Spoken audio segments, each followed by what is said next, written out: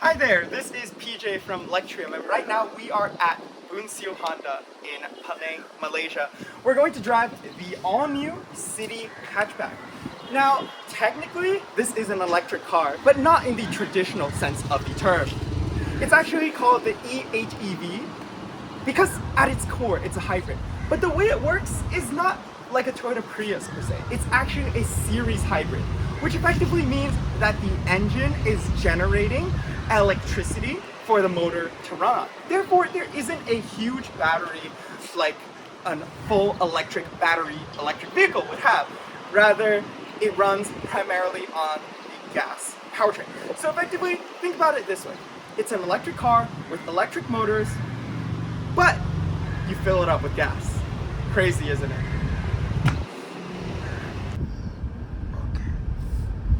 So now I am behind the wheel of the City RSE HEV hatchback. And suffice to say, it is a very interesting experience. So basically, first impressions are the torque and power delivery are very electric car-like. It has that pull that you would expect, although obviously not as fast as something like a Tesla, for example. And the engine braking effect, the feeling is stronger than it would be in a full petrol car. So when I'm braking like just now, it will automatically like slow itself down more, almost as if it were like a low regen mode on a full electric car.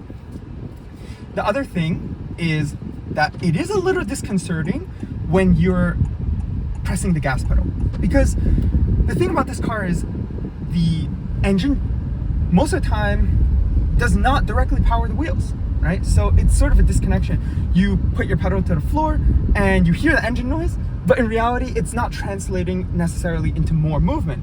And when you're stopped, sometimes the engine could come on to idle to keep the accessories running. And that's obviously something you don't necessarily feel in an electric car. And that owes to its nature as using the gas motor for generation. Now, when it comes to the steering feel, it's pretty light, it's pretty traditional subcompact city car fare. Nothing too crazy, to say the least. But one feature that I do really like is when you're changing lanes, there's the lane watch camera. So when you're switching lanes, it will automatically show what's in the lane next to you. So it's much easier to make sure that you have the space that you need before making a maneuver. In terms of performance, not gonna blow anyone's socks off, but still perfectly adequate and actually good power, good burst of power for the urban environment. And the main reason why you would consider this car over a full BEV, if it's available in your area, is the charging conundrum.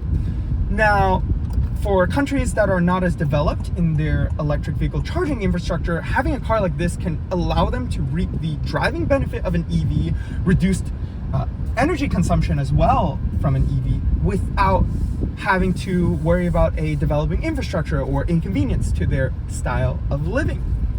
And this essentially tries to deliver the best of both worlds.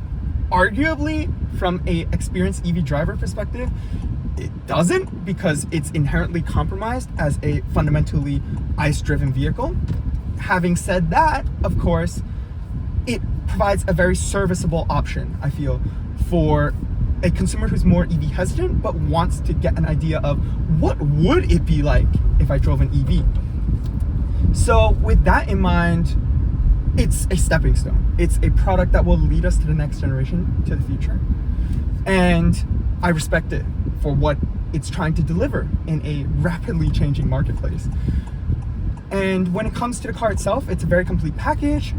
And it's quite spacious for the small exterior size. It's very agile, quite nimble in this urban environment, and that's what a lot of people are looking for in a city car. Plus, the technology is pretty good. Again, I mentioned that lane watch camera, when you signal, comes on, keeps an eye out for you. Really, really appreciate that feature.